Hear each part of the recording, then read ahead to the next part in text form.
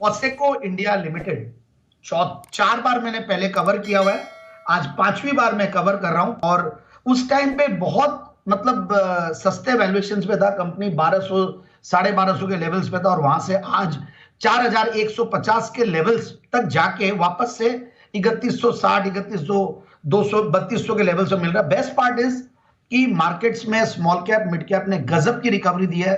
मतलब mid cap ने तो अपना नया हाइज आज बना ही लिया, स्मॉल कैप भी ऑलमोस्ट अपने 16600 के आसपास पहुंचने वाला है। बट कुछ स्टॉक्स जो ऊपर से करेक्ट हुए हैं, despite giving tremendous results, despite having strong parentage, despite having strong fundamentals, कई बार जस्ट बिकॉज वो चर्चा में नहीं आते हैं, कम लिक्विडिटी होती है, उनमें से एक ये शेयर है, इसलिए ये ज्यादा नजरों में नहीं है। अब देखिए, मैं पिछली बार जब मई 23 तारीख को 19 मई को दिया था 2023, तब ये अपने सारे मूविंग एवरेजेस के ऊपर था, इवन अपने 20 डेमा 10 डेमा के ऊपर भी, और आज ये 200 डेमा के नीचे है। बट अब ये बोलते बोलते शायद 200 डेमा के ऊपर भी आया है, एंड रीजन बीइंग फंडामेंटल्स गजब के है। तब 2 क्वार्टर्स के रिजल्ट्स नहीं आए थे, और अब 2 क्वार्टर्स के उसके बाद हमने रिजल्ट्स देखे, बहुत ही बेहतरीन रिजल्ट्स, और फाउंड्री कंज्यूमेबल्स बनाने वाली ये कंपनी है।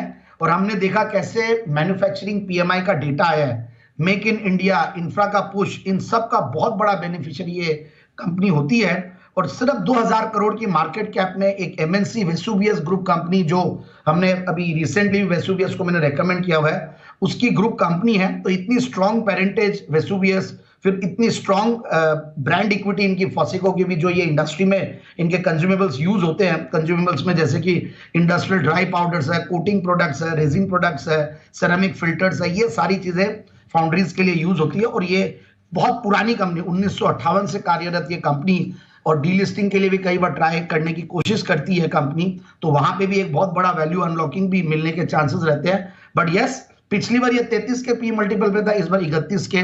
इस बार रिटर्न ऑन कैपिटल एम्प्लॉयड 32% की है, पिछली बार 27% थे।